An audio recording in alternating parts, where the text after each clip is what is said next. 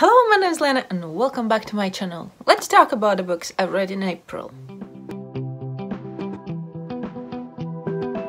So, in April I read 8 books.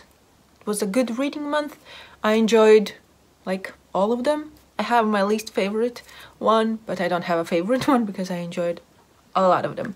So, let's just go through all the books I read in April. The first book I finished was the one I started back in March, and it was Viena Latviešu stāsts by Gotthārds Adolfs Caucis, story by one Latvian. And it's a historical nonfiction where author wrote down his memories about his time, like up until he was forced to leave Latvia at Second World War. He immigrated and died in United States. It was interesting to see like his perspective.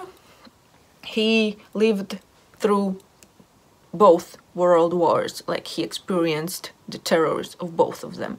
He was soldier in one, and then he was a political person when the second one hit Latvia, and how he like went through all this. What I was missing was a personal note, like something more about his family, because he mentioned his family, wife and kids a little bit, but by the end I understood, like I can understand why he did it, because he left Latvia and there are, I don't know the circumstances why, but he wasn't with his family anymore. His wife returned to Latvia and I think he never saw them again, and he just didn't or couldn't like write about them more. I think it was like a sore subject, because it is sad that you have to leave your family behind. Of course we don't know the reasons, but yeah, I was missing this personal note. But it was interesting to see from his perspective and some events that I kind of knew of, but I don't really remember a lot of things from history lessons when we learned in school about Latvia's history, and this was kind of a bit of a reminder. But yeah, I really enjoyed it, and this was one of my grandfather's, I think, favorite books, because he recommended this one for me to read. Then the next one was a buddy read with Olivia from Olivia's Catastrophe, and it was Beloved by Toni Morrison. I have my Latvian edition, and in Latvian it's Mīļotā. I don't know how to talk about this one. It's not an easy read because of the way it's told and because of the story.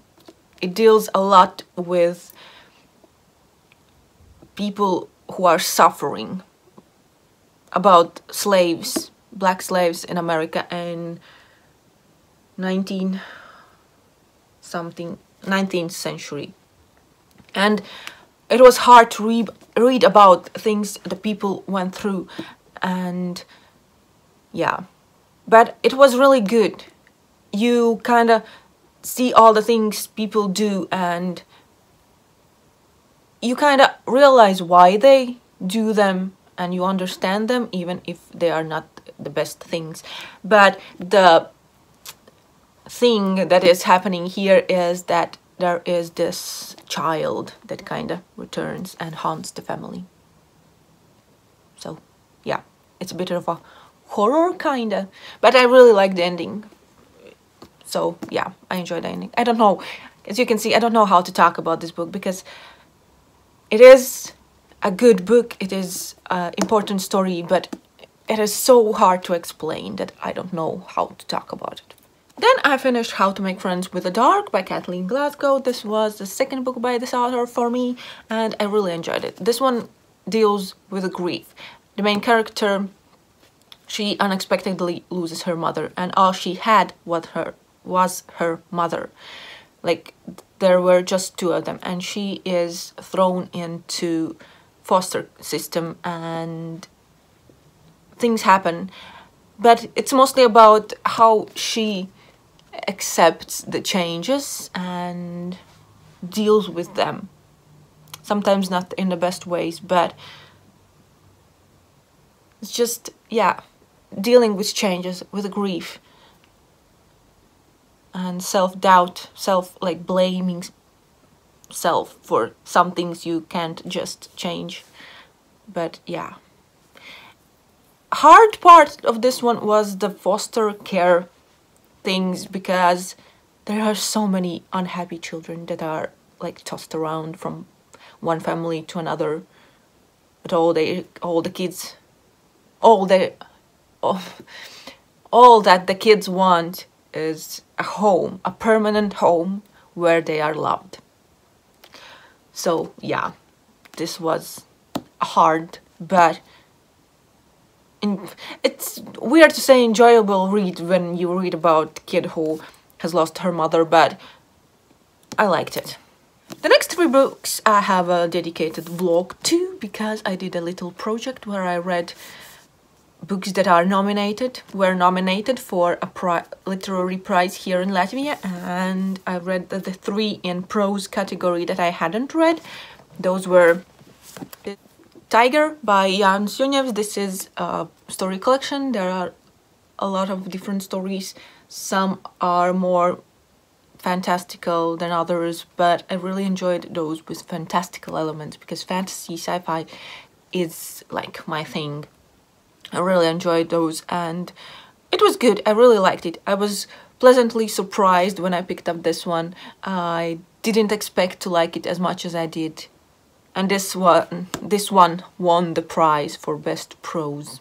Then there was The Writer by Inga Geil, and this is a biographical novel about Latvian writer Ivan Dekaja. And this one is the one that stuck with me the most, because, I don't know, I think about it still. Once in a while, this book comes in mind, because it's about the author, and she was women's rights activist.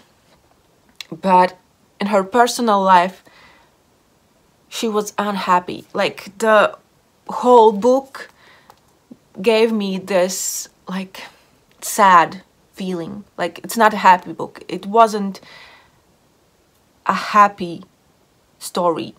And it started with her life, like, backwards. It starts with a chapter about the circumstances she died, and then it goes back. And you see how she ended up, like, where she ended up. And yeah, as I said, it was a really sad story, but I liked it.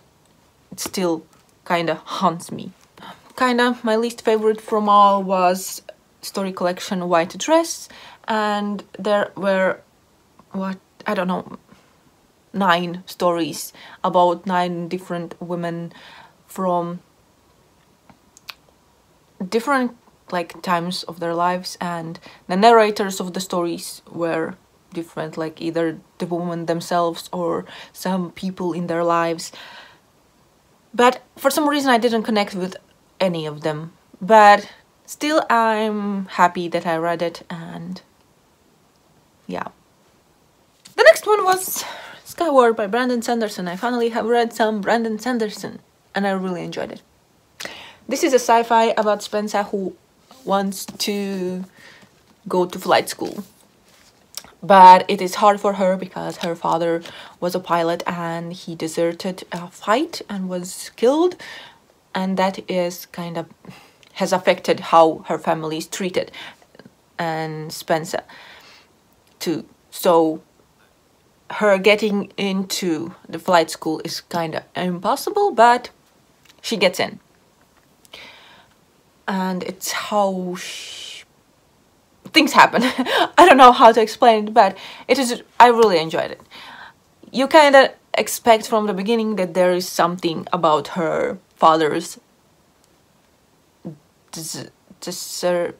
how do you say that word? He deserted, basically, and she doesn't believe that's true, and she wants to find out what actually happened.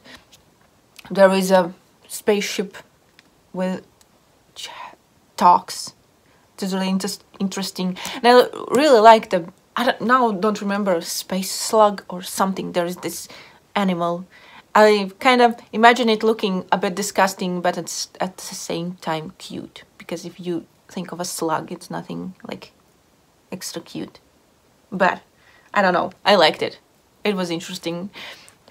But yeah, I really enjoyed this one. I really need the sequel because things that happened and I want to know what happens next. And then the last one was a buddy read with Shannon from 155 Books, and we read Get a Life, Chloe Brown by Talia Hibbert. I really loved this one. It was really good. What I liked about it, it's about plus-size, chronically ill main character. She has a chronic pain, and I loved that her like being plus size is not like a main point of the story. I don't know, I'm a bit tired where the characters are like really self-conscious about their bodies. I want to read about people who like love themselves for who they are, because I want to do that too. Like, I don't want to be obsessed about weight, and stories like this are so refreshing. I don't know, I just loved that part of it. But it's about Chloe Brown, who has a near-death experience, and she realizes that her life is boring, and she makes a list of things she wants to do.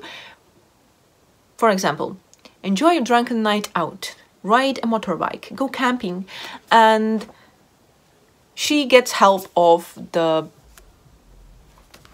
what was his job? He works in her apartment building, and he kind of helps her do things that are on her list. But the one thing that I didn't like was the ending, like things that happened right at the end, and some public sexy scenes.